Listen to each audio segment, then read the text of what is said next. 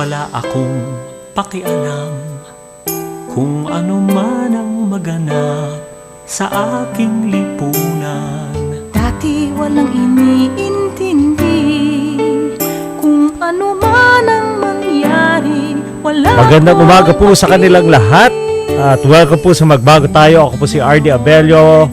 Si Anthony po ay, alam naman po natin, ay nag-aaral. So ngayon po siya ay nasa China, sa Tsinghua University.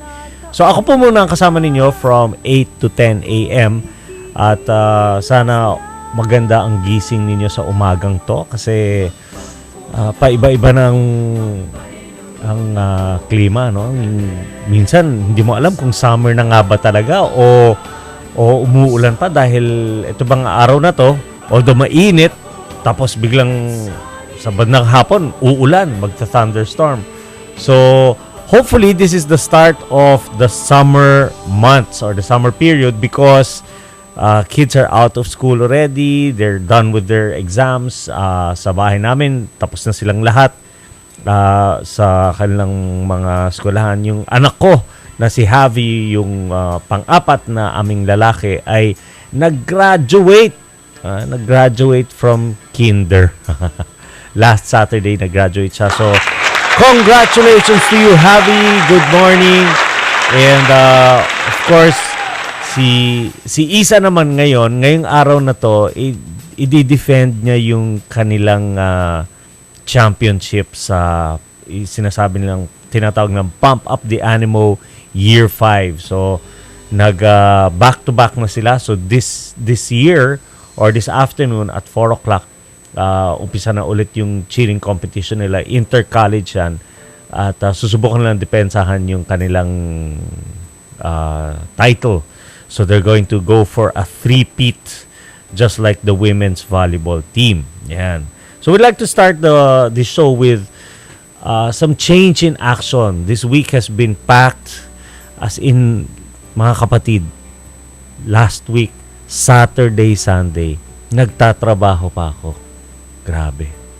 Ganun talaga pagka palaki ng palaki ang pamilya. Sabi nga ng asawa ko, hala mo magtrabaho. Ang galing mong gumawa ng anak eh. Aray ko.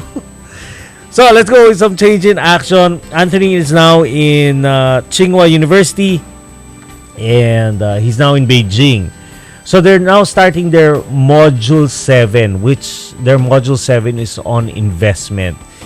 So, nagpadala siya ng mga litrato and just a recap of some of the things that they've been learning.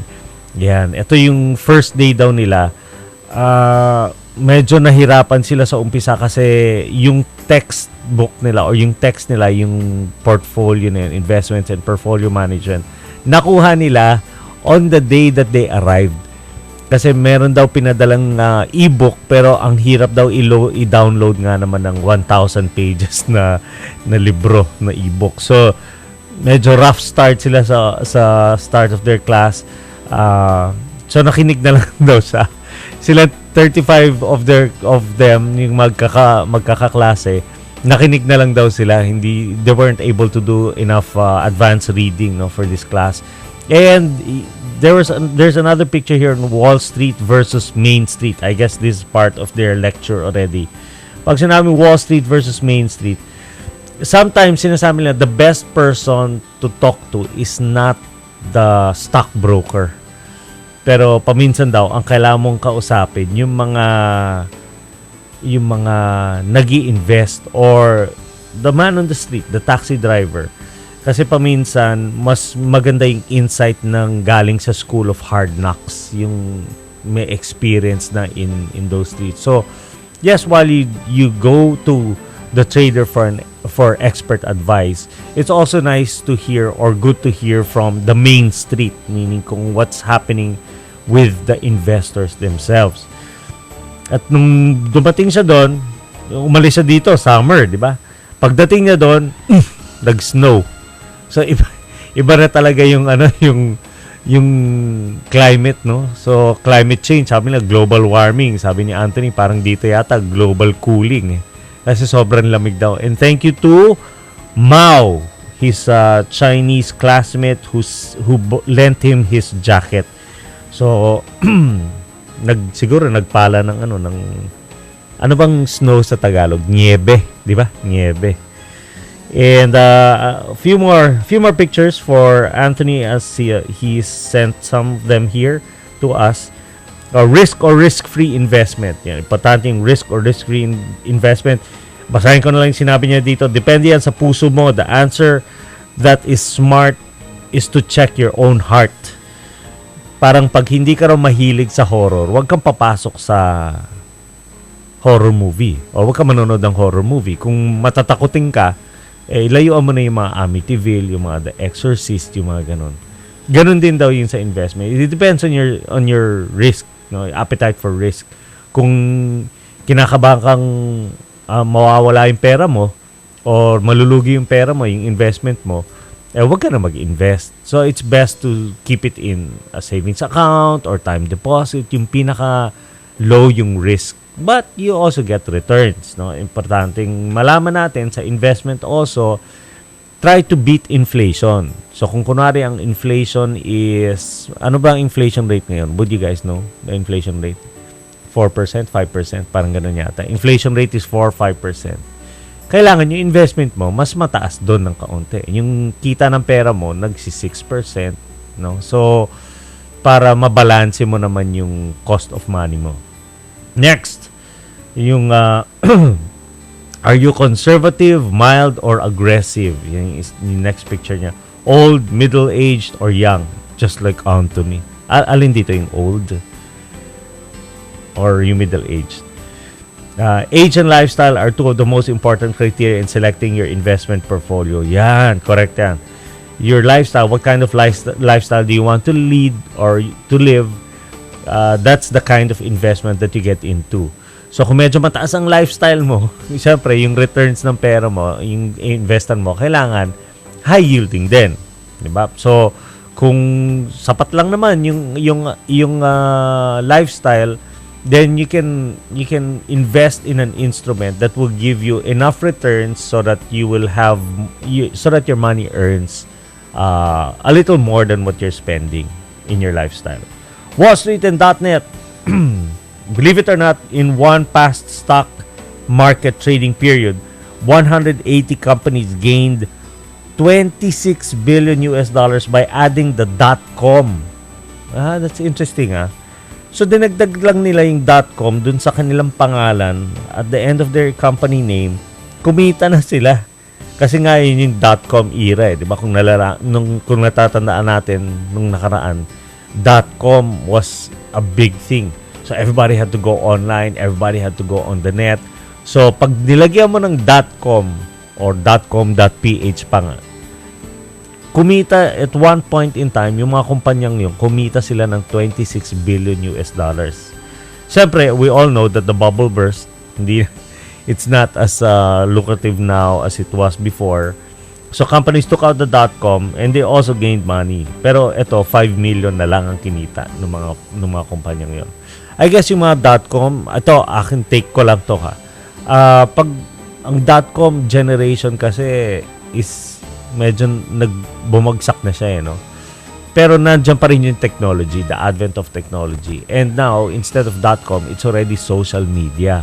So kung wala ka pa sa social media, and you are a professional or you have products or services that you want to market, it's about time that you get in the game, because social media is one of the most inexpensive ways to market yourself.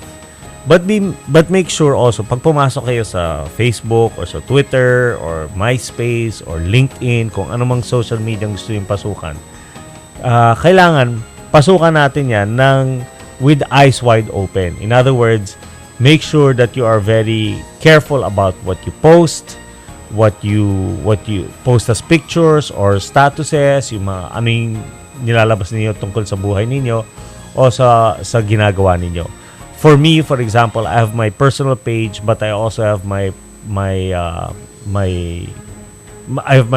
personal site on Facebook.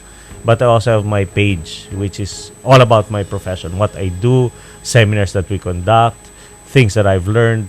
So lahat yon pag pinopost ko doon, lahat yon all about work. So people get to know me for what I do, no? And if you want to know me, my family and who I am, then that's another page or that's another site. So social media, we have to capitalize on that, no? And last is the formula. This is for Anthony. Return expected from invested stocks equals stocks selected plus risk inputted, which this can be determined, plus size generated, the bigger the name, plus value computed, performance over time, plus noise generated. Iba pang maingay na nakikiuzi. So this is a simple formula if you want to, well, hindi siya masyadong simple, no? This is a formula, not just simple formula, but this is a formula that you might want to take a look at when you invest in stocks. And I'm sure pagbalik ni Anthony, ang ating kapatid ni Anthony, magtuturo ulit yan on investment. So that should be a very interesting episode to listen to and to get involved, lalo pag pinag-usapan na natin ang investments. A few more, we had negotiation skills. This was half day for MSD. This was done March 16. Do we have pictures here for this? Yeah. Oh, no, this is Euromed. This is a picture in Euromed. I did a session last Saturday. Kaya, Saturday before that, magka-co-host kami ni Anthony. Tapos, the Saturday after, which was last Saturday, I drove to Bataan. And courtesy of our good partners, MSD and Euromed, I talked about growth, which is a topic that we're going to be talking about today. Grow. How do you grow your business? How do you grow your profession? How do you grow your career? How do you grow your partnership? And I outlined for them 4 things on growth. I talked about power partnerships. What are the benefits when you partner with people, partner with an organization? And how do you partner with your customers? Para at least yung mga customers natin, into it sila. Kasi ang mga customer natin, kailangan nag-share din sila sa paniniwala natin sa kumpanya. So values, our beliefs, and how do you do that? You do that by engaging and wowing your customer. Inglesero. Okay, a few more. Saturday, nandun ako sa Euromed, Bataan. After my session, Bataan, drive back to Manila because nung linggo, I was with Shore Solutions. We did a team building with Shore Solutions, another partner company of BusinessWorks.